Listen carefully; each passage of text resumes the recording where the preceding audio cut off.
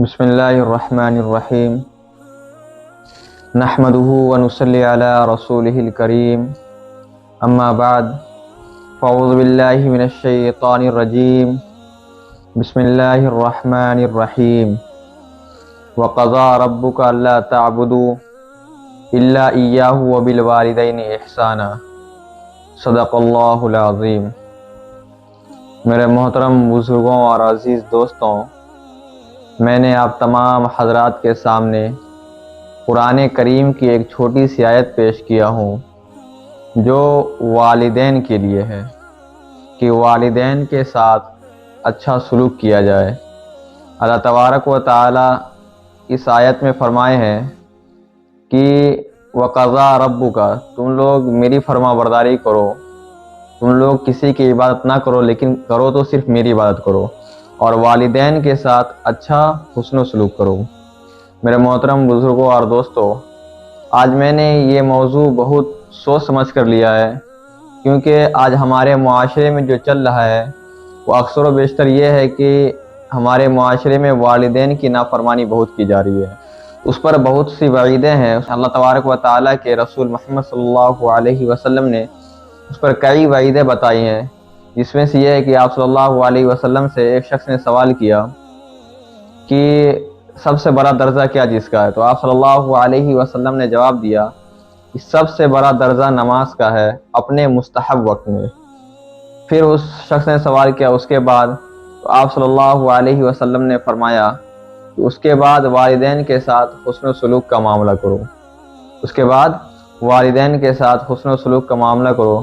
میرے محترم بزرگوں اور دوستوں، اس سے معلوم ہوا کہ اللہ کے رسول محمد صلی اللہ علیہ وسلم جو نماز کی بات جو درجہ بتا رہے ہیں وہ والدین کے ساتھ حسن و سلوک کا معاملہ بتا رہے ہیں۔ ایک اور روایت میں ہے کہ آپ صلی اللہ علیہ وسلم نے ارشاد فرمایا، جس نے اپنے ماں باپ کو پا لیا، باپ جو ہے یہ جنت کا جو ہے درمیانی دروازہ ہے، اگر تم چاہتے ہو تو اس کو تم پالو یا چاہتے ہو تو اس کو کھولو۔ اور ایک حدیث میں آتا ہے کہ وَإِن ظَلَمَا، کہ حضرت ابو امامہ رضی اللہ تعالیٰ عنہ سے روایت ہے کہ رسول اللہ صلی اللہ علیہ وسلم نے ارشاد فرمایا کہ ایک شخص نے رسول اللہ صلی اللہ علیہ وسلم سے دریافت کیا کہ اولاد پر ماں باپ کا کیا حق ہے؟ تو آپ صلی اللہ علیہ وسلم نے ارشاد فرمایا کہ ماں باپ تمہارے لیے جنت بھی ہے اور تمہارے لیے جہنم بھی ہے۔ مطلب یہ ہے کہ اگر تم ماں باپ کی اطاعت کرو گے تو تم جنت کو پالیے، اور اگر ماں باپ کی اطاعت نہیں کرے، اس کے ساتھ حسن سلوک کا معاملہ نہیں کیے، وہ تمہارے لیے جہنم ہے، یعنی کہ جہنم تک تم کو وہ عمل لے جائے گی۔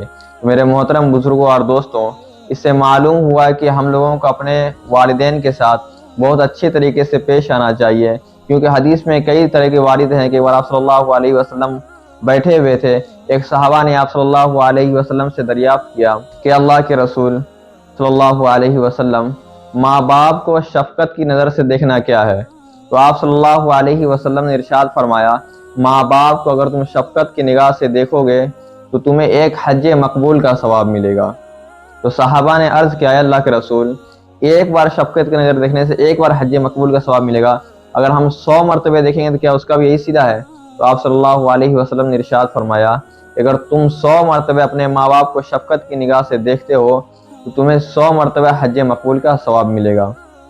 میرے محترم بزرگوں اور دوستوں، اللہ کے رسول محمد صلی اللہ علیہ وسلم نے ہم لوگوں کے سامنے پورا خلاصہ صحیح طریقے پر کر دیا کہ ماں باپ کے ساتھ کیسا برتاؤ کرنا چاہیے، اس کے ساتھ حسن سلوک کا معاملہ کرنا چاہیے تو اس کا کیا صلہ ہے، اور نہیں کریں گے تو اس کا کیا صلہ ہے، دونوں طریقہ بتا دیے ہیں۔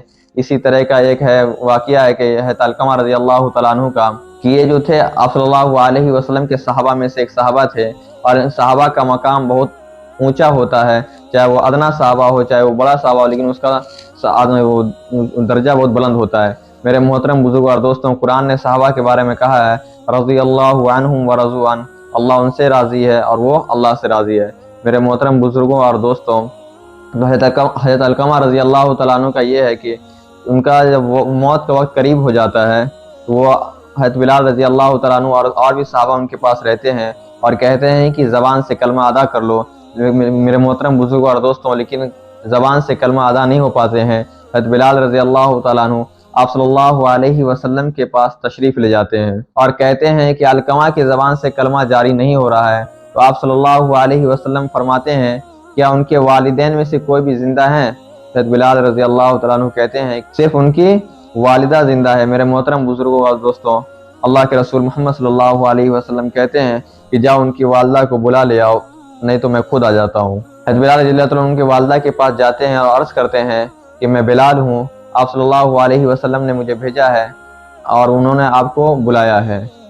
وہ کہتی ہیں کہ اللہ اور ان کے رسول پر میری جان قربان ہو۔ میرے محترم بزرگوں اور دوستوں، ان کی والدہ پھر ڈنڈے کے سہارے سے آپ صلی اللہ علیہ وسلم کے پاس تشریف لے جاتی ہے۔ پھر آپ صلی اللہ علیہ وسلم پوچھتے ہیں اس بوڑھی عورت سے کہ علقمہ کا کیا واقعہ ہے بتاؤ۔ وہ بوڑھی عورت کہتی ہے کہ علقمہ بہت اچھا لڑکا ہے، یہ نماز پڑھتا ہے، روزے رکھتا ہے، زکوٰۃ دیتا ہے، صدقہ دیتا ہے۔ تو آپ صلی اللہ علیہ وسلم کہتے ہیں کہ تمہارے ساتھ اس کا کیا سلوک ہے وہ بتاؤ۔ وہ بوڑھی عورت کہتی ہے کہ میرے ساتھ اس کا اچھا سلوک نہیں ہے، یہ میرے آگے اپنی بیوی کو زیادہ ترجیح دیتا ہے اور مجھے کوئی ترجیح نہیں دیتا۔ میرے محترم بزرگوں اور دوستوں، آپ صلی اللہ علیہ وسلم کہتے ہیں کہ تم اپنے بیٹے کو معاف کر دو، تمہارے ساتھ جتنی بھی ظلم و زیادتی کیا اس کو تم معاف کر دو۔